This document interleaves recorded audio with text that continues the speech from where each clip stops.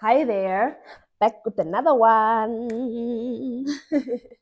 Welcome to Money Space 101. I am Angelina Senoge, and this side we are building generational wealth together. So, as you can see at the top of the video, we are talking about savings.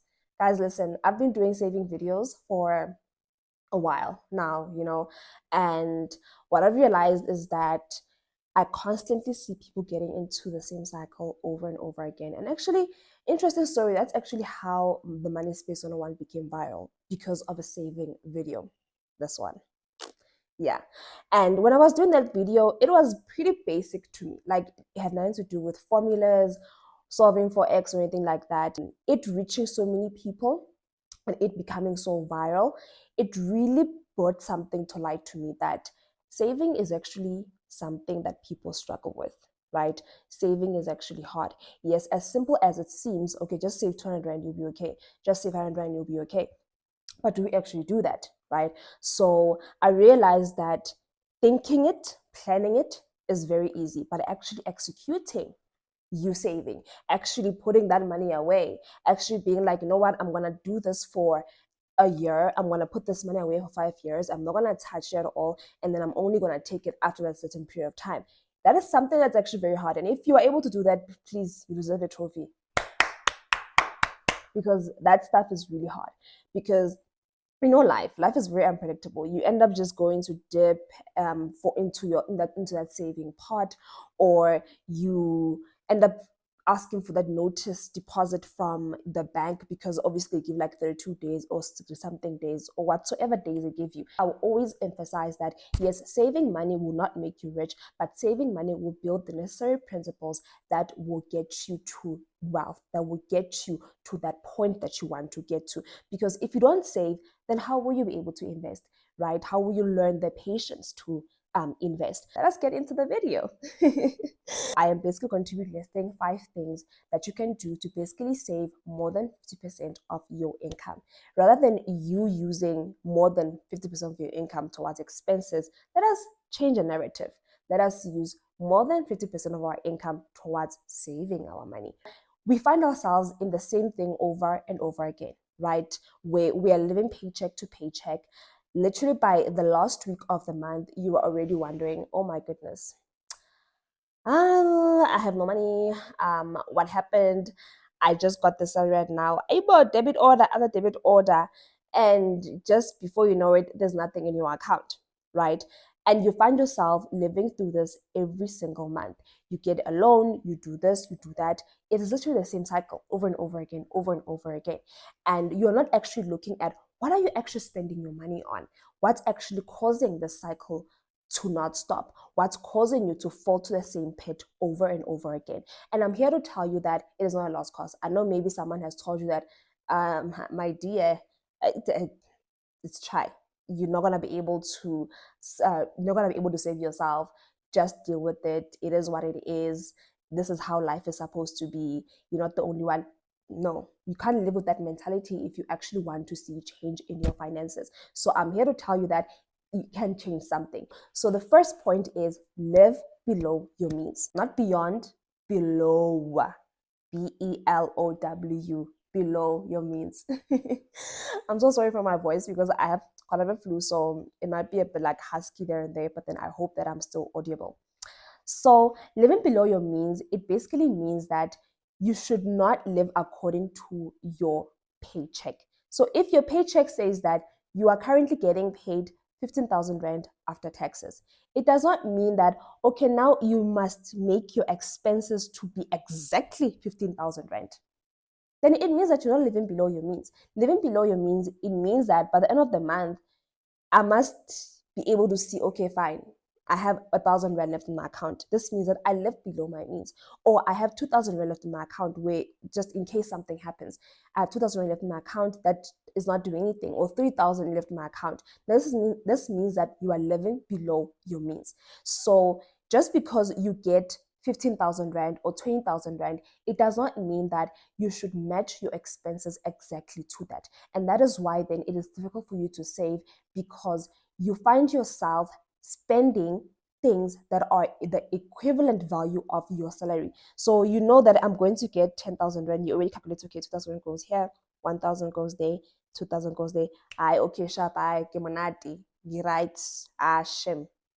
I'm okay, because you've literally seen yourself calculating all these expenses and everything is, and like, no, actually, I have 500 rand. And you're like, actually, I have 500 rand left in this budget. I could maybe use it for like entertainment, just put extra entertainment. Oh no, actually, there's a concert. Let me put extra for a concert.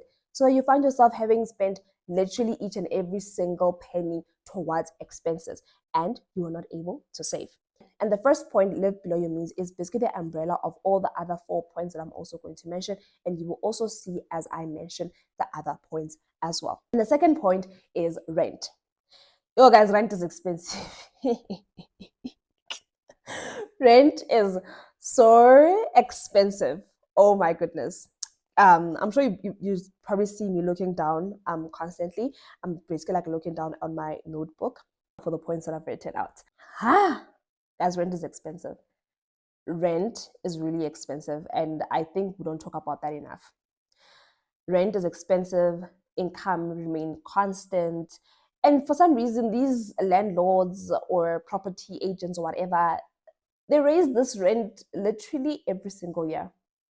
It's almost like standard procedure. You just know December, January, you're possibly paying a new rent amount, right? And we need to talk about this, right? Right now, I'm currently living with my parents. I had saved some money, and generally I'd planned, okay, fine, I'm gonna come back from Austria because I was currently in Austria for the past year. I'm gonna come back from Austria with this money that I've saved for my savings, and I will then start living by myself. Then I'll be able then to pay my rent and get some things. And then I realized that this might not be the best financial decision to make, because I was like, for instance, right now I'm trying to build my brand in terms of like the Money Space 101. So this means that I'm going to need equipment. I'm going to need to improve on my equipment. I'm going to need to improve on things like editing softwares, of which I need to pay for these things. I'd rather right now spend money on things that are going to be an asset rather than them being a liability. So me getting a camera, right? Me right now, I'm going to be using my savings towards getting a camera. Yeah, so maybe the next 2 videos you'll see me on the new camera. But yeah, my point is, I was like, I'd rather be spending my money on an asset, something that's going to be generating value into what I am doing, right, in the long term. So I'd rather be getting a camera or getting a tripod, getting good lighting and all of those things. And then gradually then as time goes, when now this brand is then able to purchase things for me, then it might even end up paying my own rent. Then that way, then I did not have to acquire a liability for me to get to a certain place. I know that we don't all come from the same household, so you might feel that that type of situation might not work for you. Then that is okay. But then for those that it can work for you, you don't necessarily have to be anywhere elsewhere, or you generally work close to home and you have a supportive family, then maybe going back to live with your parents is not such a bad idea. Honestly, there's nothing wrong with that. And if you thinking about, oh, what's this person gonna say? Let me tell you, people might talk that time, but honestly, we are all really focusing on our own stuff. No one really cares about what you're going through. And even if they do care, they don't even buy you anything. They don't even do anything for you. So um remove your focus so much on what people say and focus on what is actually good for you, and don't put yourself in so much financial strain just to keep up with something or just to put up a certain image. So I think for me, living with my parents was literally like one of the best decisions. So which means that I've literally saved myself the amount of rent that I would be paying each month. Another way of going around this is, how can I save in terms of like my rent? Don't live in an expensive environment. Like, I know you got a job in Sentin, my sister. I know you got a job in Sentin, my brother. But do you really have to live in Sentin just because you work there? Can't you maybe like live in Midrand or live in a different place instead, right? And rather commute. And I'm pretty sure that where you would live, if it's closer to work, and then you calculate the cost in terms of like transport, you would find that you are not actually then spending that much, right? Or you are still saving a lot. So rather not live in an expensive environment. And if it's possible for you to share with someone, maybe you can share your apartment with a friend. It can be just the both of you in an apartment. Then that is great. do that, right? That still works. People have done that before, even if you work in corporate. So you don't have to have this whole thing of, oh no, I'm in corporate, I need to show that I have my life all figured out. And what I've seen is that the reason why we are in debt or we find ourselves under constant financial strain is because we are constantly trying to keep up with what's going on, or constantly trying to keep up with what's defined as you having it figured out. I would rather have it figured out and I know that I have money in my bank account.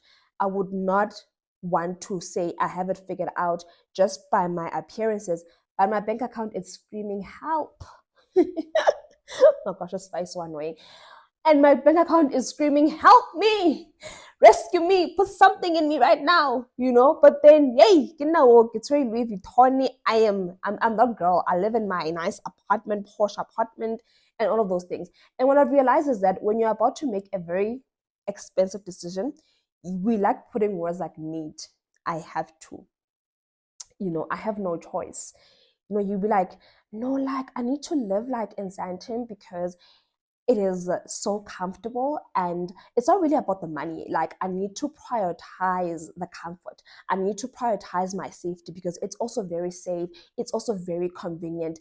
So you see, the moment you put need, very, I have to, I should, anyone that tells you that it's not a good idea, you're just gonna see these people as just like, no, you're talking nonsense, right? So you really need to see the fact that you are spending way too much. So the moment you put the word need, you are associating this very luxurious expense, which you do not need at all, as a need. So you're basically associating it as something like water. And then the third thing is a car. Let's talk about cars. Do you really need it? Do you need to upgrade it as well?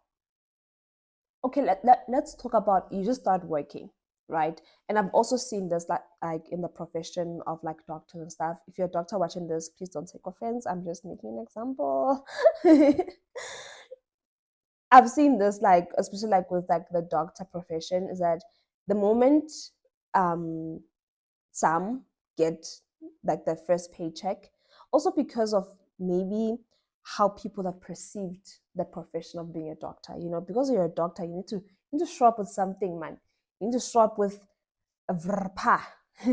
We need to see that, yeah, no, you really studied very hard. You are a doctor mama. You are a doctor this, you know, where you want to get things that match your title.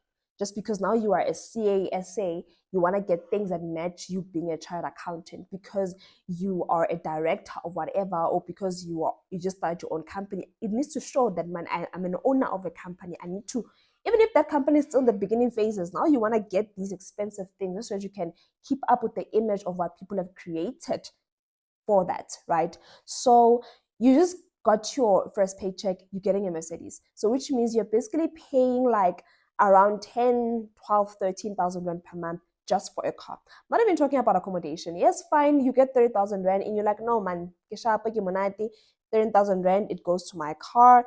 I'm left with 17,000 rand. I pay rent 7,000 rand up, groceries, like no, I'm okay. And then now you spend all those things and you add, you forget that there's things like insurance, right? That car needs insurance.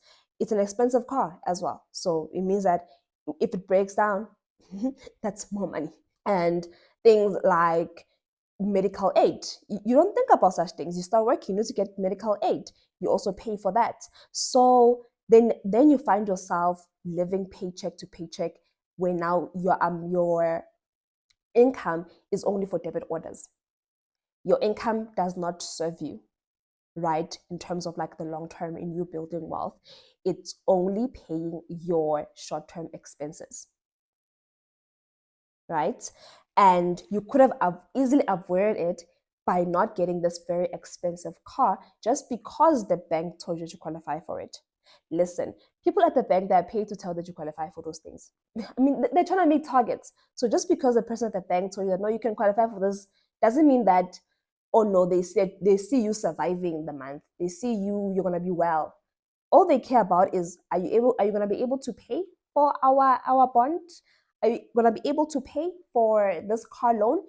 As for wena odula Alex, odula Soweto, odula they don't care about those things. They don't care. Okay, no, we need to make sure that you are still living well. They don't care about those things. You need to realize that, right? Um, that those people are not financial advisors. They are paid so that they can increase sales in terms of acquiring, or in terms of people acquiring more loans. So it is important that before you then go to like, oh no, I'm going to buy this car, and no, this the bank says that I qualify, my credit score is good, I'm okay, I can handle this. You need to also think in the long term, 3 years time. Let's say, for instance, God forbid, the economy that we are living in, you lose your job, are you still going to be able to pay that car? What's going to happen? You get what I'm saying? This is where then now we find ourselves entrapped into debt. Sorry if maybe like I'm hitting like a few spots there and there, but then guys, we really need to start being honest about this. And if there's one thing that I am going to give you on this platform is honesty. I'm not giving this honesty because I have things figured out. Trust me, I am still figuring things. I am still figuring a lot of things, especially in terms of finances, but I want to figure these things while taking you guys along as well. So that I'm not like, no, guys, man, we gatekeep, we don't tell people, you'll see us when you get there. No, I want us to get up together. Let us not leave people behind. Let's get up together. So yeah, with that car, do you need that upgrade? Can't you buy a used car? Do you have to buy a brand new car? Can't you buy a second-hand car for the moment because you just started working? You should be prioritizing getting from A to B rather than getting a very spacious car, a very luxurious car. Things like cars, it's one of the key things that really get people into that financial trap over time. So really make sure before you get that upgrade, do you really need that upgrade? Can't you still use that car for 2 more years, right? Can't you use that car for 2 more years while maybe like you save at least then for the deposit? So at least you know that when you get a new car, then you have a really huge big deposit to pay off so that your interest rate on the loan that you get for this car have been reduced. You get what I'm saying? And in terms of getting loan agreements, look into different options of loan agreements. Is this one really wise? What can I do? Which option do I go for? And then also I watch Nokuhle Kumalo's videos on YouTube here as well. So you can also watch her videos. I know she does a lot of content in terms of like making the best decisions in terms of like getting a car and financing and all those things. And please do check her videos out. And then the fourth thing is clothes. Hey guys, it's okay to be in your 20s. In fact, it's okay to be at any age, even if you're in your 50s, 20s, 30s, 40s, 50s, sheba, any age and not own a Louis Vuitton bag. It is okay to be at any point and not own a designer item. It is literally okay. Nothing is going to happen. You're not going to die tomorrow. Let us stop associating luxury items with the word need. It is not a need. It will never be a need. It is still a want, right? It is a want. Having that designer thing, it is a want. It is a luxury. Yes, fine, if you want to spoil yourself, there's no problem in that. But then before you make such big purchases, can you really afford it? Because honestly, how is this bag an asset to you right now? How is you getting that expensive bag going to bring value into your life, right? Aside from people assuming that you have money, and then now you getting other things to then further feel this assumption. Because obviously, if I see you with the Louis Vuitton bag, I'm assuming that you have money. I'm assuming you have money. So then, as my friend, I'm going to be asking for all these things. And you're going to find yourself now in this thing where you are giving the money because you don't want to say, no, I don't have money. Because you're like, how don't you have money? Because you have this, and this, and that. You get what I'm saying? So my point is, rather get things when you really can also afford maintaining them. You can afford what they come with as well. Clothing accounts.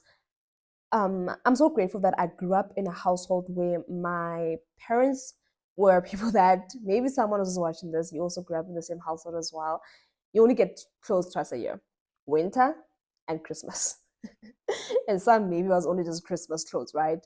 So it was only twice a year for us. And my dad never opened clothing accounts.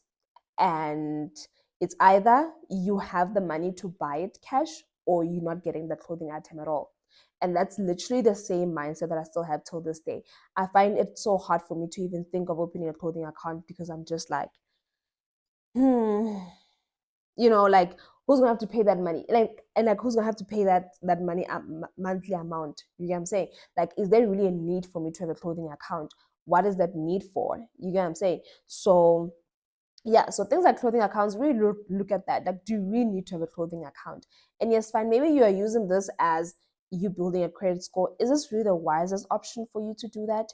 Because you're going to be using this to build your credit score, and then you're going to end up overusing it and end up with so much interest rate you have to pay back to this clothing account. So really think about such things. Don't just jump into it just because of the excitement of it, or just because, oh my goodness, I'm gonna be able to get clothes whenever I want. For what?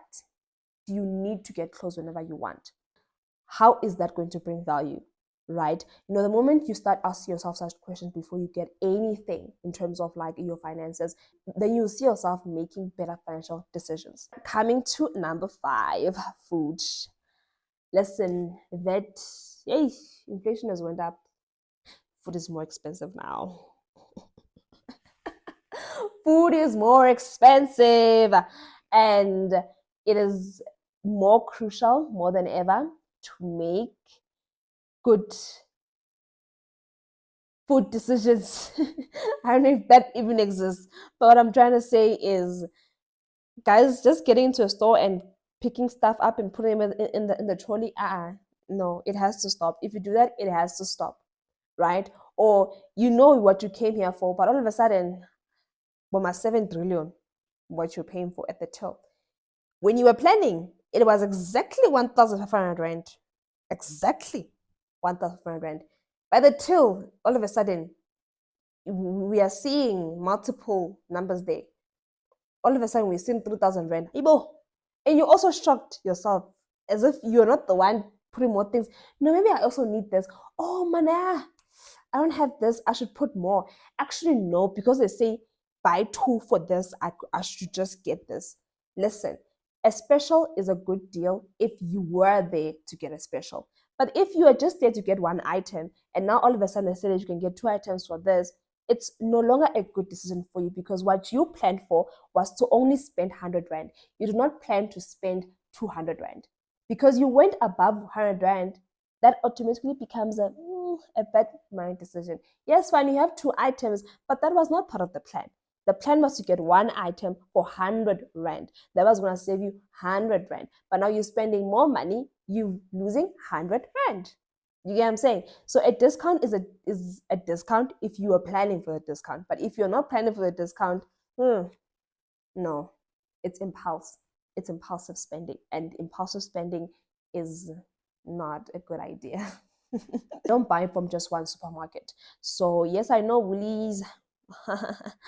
I also believe in Woolies, guys. I know the Woolworths has like nice food and all those things, but now you're gonna buy all your groceries from Woolies, knowing very well that you could have maybe saved if you had bought your meat at just a butchery. I know back in my student days, I used to buy meat at just a butchery. I know that at a butchery it's much cheaper, and I find that if you buy certain things from stores that specialize in something, you can find good deals. So if you buy from just a fruit and veggie store, you'll find that the fruit and veggie there is much cheaper than buying it at a supermarket. You get what I'm saying? Or maybe if you buy at a market, you'll find that the fruit and veggies are much cheaper. So that's what I would do. Get the meat at a butchery, and then the other things, then I could then divide them across different supermarkets. Another thing that I did, which I honestly recommend to people, buy in bulk. Guys, buy in bulk. Buy, especially toiletries. Toiletries are expensive. So around December, no, end of November, when you're getting your 13th check, or you're getting your bonuses and stuff like that, or you have just saved and you get this, you now have this money, you're counting it. Some of that money, use it to buy in bulk. Buy in bulk your toiletries, buy roll-ons for the whole year, soap for the whole year, skincare for the whole year. That's what I do, because I know those things, they expire like in 2 years' time, so I don't have to worry about expiry date. I buy literally for the whole year. I did that last year, and trust me, I was super grateful for doing that. And I saw this from my friend, and listen, it works. Things like starch, your rice, pap, buy those things for like the whole year. If you can't do the whole year, because maybe sometimes you don't have that amount, that big chunk of money, do maybe at least like 6 months ahead.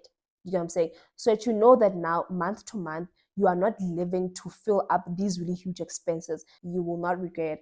Listen, if there's anything, if the other points you don't want to take them, live below your means, rent, car, clothes, you're like, no, my sister, at least take this one. Buy in bulk, guys. Buy in bulk, and you will thank me. Literally, you will thank me later. Buy in bulk. It makes a huge difference to your finances, a really huge one.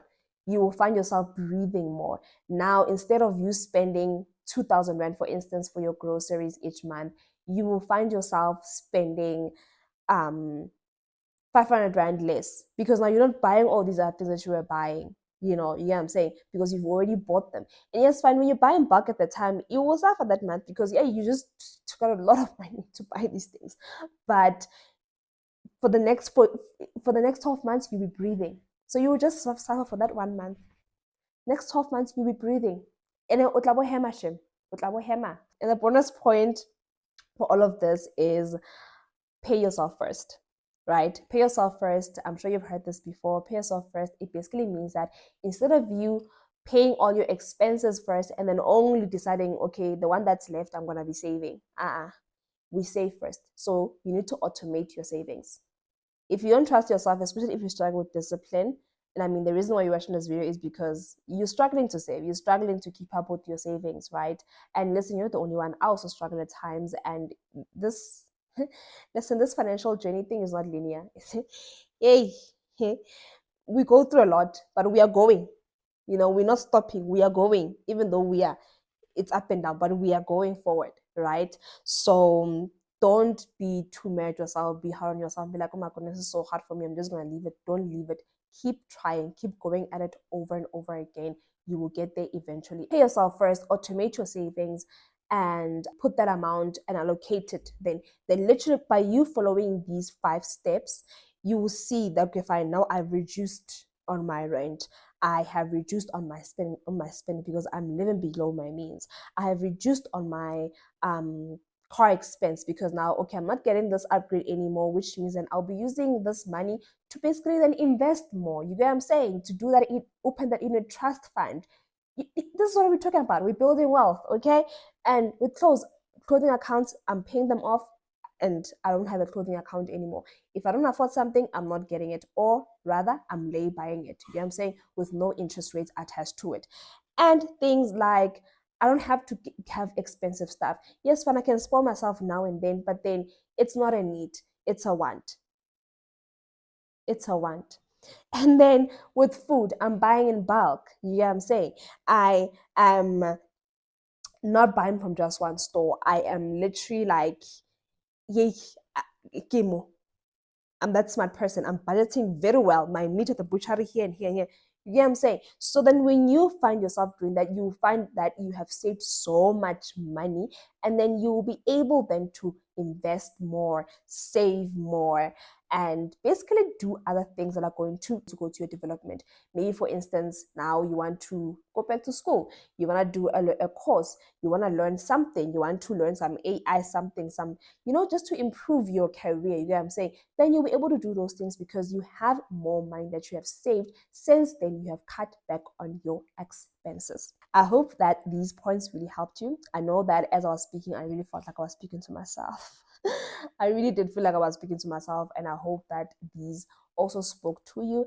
And let us take it step by step, but let us not stop in one place or feel sorry for ourselves or feel like we are failing or feel like we are just not good at this at all. It's just not for us. No, there's no such thing. Making good financial decisions is for everyone. It is possible for me, and it is also going to be possible for you. I can't wait for you to tell me on the other side, to tell me, okay, fine, I was able to do this, and oh my goodness, this has improved. I really cannot wait for those testimonies. Please do comment down below and let us know your thoughts on the points that I've mentioned. And if you have anything else to add, I mean, you've like, guys, I have this figured out. I have been doing this and I have figured this and this and this and this out. Please do let us know in the comment section below and encourage us so that we can also implement what you did, So yeah, see you in the next video. And please don't forget to subscribe, and hit that notification bell to receive notifications from us when we do release a new video. So if you'd like to engage with us more outside of this platform, you can find us on Instagram as well as TikTok and Facebook. I say and Facebook because I'm still trying to get there in terms of like my reach on Facebook. So please do follow us there as well, so if you can get to those targets. So you can get us at the Money Space 101 everywhere.